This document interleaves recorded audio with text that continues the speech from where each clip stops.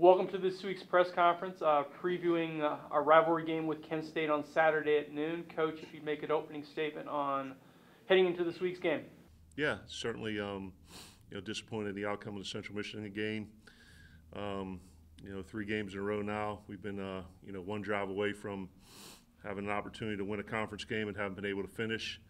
So I watched the film on Sunday, made the corrections, had a very spirited and enthusiastic practice for rivalry week with Kent State. Certainly have a tremendous amount of respect for Coach Lewis and his staff and his program and everything that they've done. And our kids are excited for the opportunity. Fire away, George. First of all, how did the team handle the loss a day out, the next day? How did they handle that, given the way things unfolded? Yeah, I mean, it was, for all of us, it was a bitter pill to swallow. As I'd mentioned, being, one play away from, winning that thing, either Clyde scoring a touchdown or us getting into field goal range, and, talked about, why that occurred and, the 10 points we left on the field in special teams and the stop we should have had on defense to eliminate a touchdown, and then certainly that ball on the ground on offense. So, we've had our opportunities for the last 3 weeks. We haven't been able to capitalize. The kids were upset. The staff was upset, and justifiably so. But, we're taking the positives, the fact that we've, been in 3 games with a chance to win in the fourth quarter. And certainly the areas to improve are finding a way to finish it off.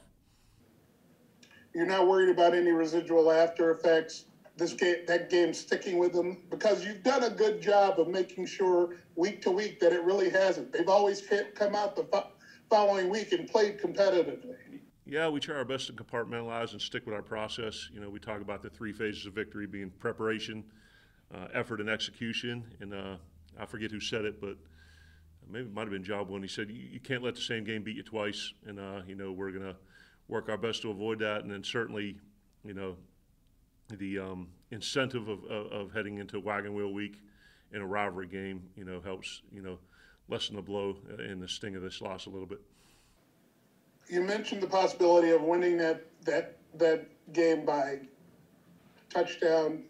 And actually, I think that run on the infamous play was set up pretty well, or field goal. But if Noah Perez makes either of those field goals, you're probably in a better situation strategy-wise and everything.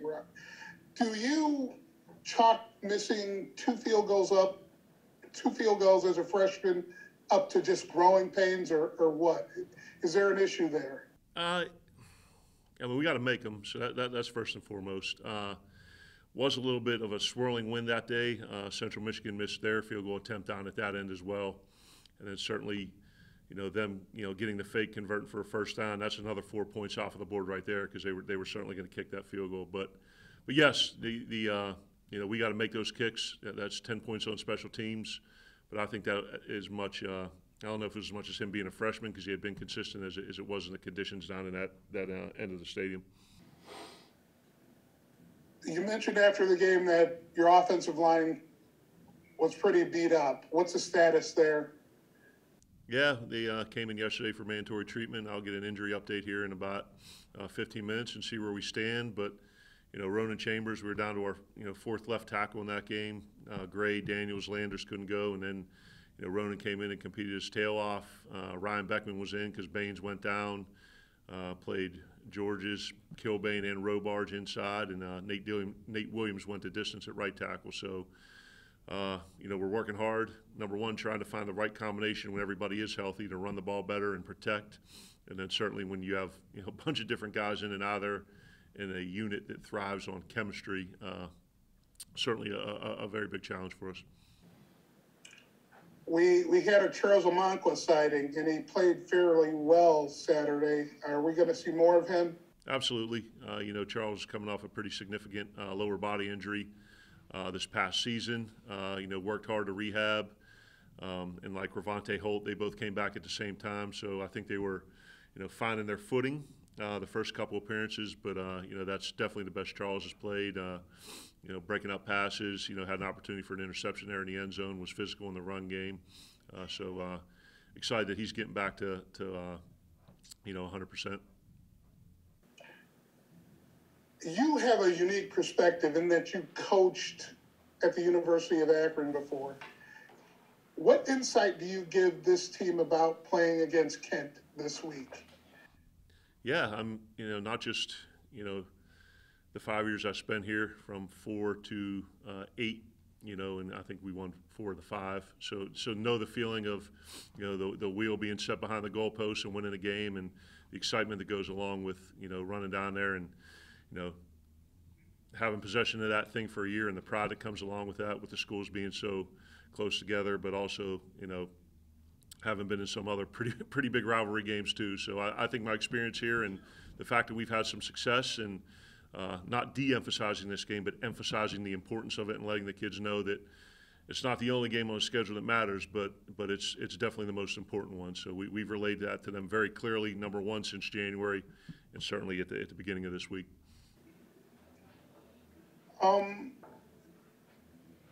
What does Marquez Cooper bring to the table for them at the running back position? Yeah, speed, power, explosiveness, ability to make people miss in space. I think he's coming off of, I don't know if he had 200 against Toledo, but had that much against Ohio U. And it's really what, Coach Lewis and his staff do. They, they spread you out. They play at a fast tempo. If you don't have enough numbers in the box, they're going to hand it off to Cooper. And, if you pack it in, they're going to try to, take advantage of the one-on-one matchups on the perimeter. So he's an excellent back, but I think he's a guy that plays his role in a very effective offensive system. You've got great wide receivers. They've got a couple of good wide receivers as well. Cephas looks like a beast, for lack of a better term. And number one, how much does it help getting someone like a Monkwa, who played at a high level a couple years ago, back? And what do you know about those guys collectively? About their receiver group?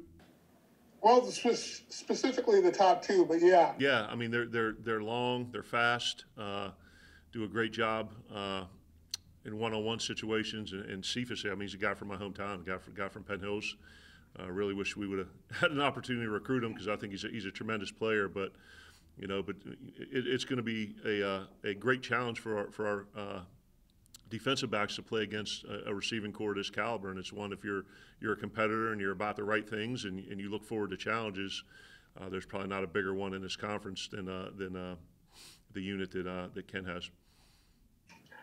How aware of you were Cephas, being from your hometown? I mean, how aware of you were? Tongue-tied. Did you know him?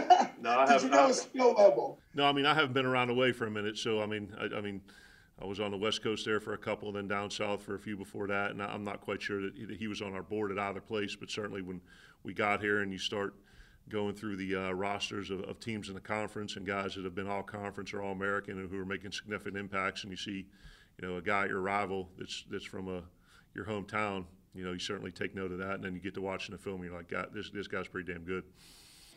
This is kind of a weird question, and I know you like my weird questions, but how much does it help your defensive backs playing against or practicing against your receivers for a situation like this? Yeah, and in every practice, throughout the course of the season, we have what we call good-on-good work, where it's the ones against the ones, and the old adage that, iron sharpens iron. So, getting a chance to go against Shockey and Alex and DG and vice versa against our defensive backs, that's certainly something that, you get during spring ball, you get during fall camp, and it kind of diminishes a little bit during the season because it's a lot of scout team work. But we always want to make sure that during one-on-one period or anything that we're going, ones against ones, that we're getting that good speed work. All right, sir. Thank you as always. Thank you. Guys. Yeah, Coach, with so many new players in the program, I think it's 50 new players. Yeah. Is it difficult for them to realize the rivalry? I mean, they've never experienced it. Is it some of the players that are already in the program? Are they talking to them about how intense it gets and the back and forth and things like that? Or yeah, we're trying. I think the last big one that I was in, I was the new guy, so the kids were teaching me what it was about, and not that it was the only one that mattered, but we managed to go undefeated in that one, and I guess it wasn't the only one that mattered, but I digress. Yeah, so, my experience here, because I've been here and been a part of the rivalry, and we've had some upperclassmen, and I think Bubba's the only guy on the current roster who's won it. We're gonna utilize all those experiences throughout the course of the week to, let them know how important this game is and, how serious it is to bring that wheel back. Coach, thank you. We look forward to Saturday's game with Kent State. Thank you very much. Awesome. Go Zips. Thanks, guys. Thanks, George.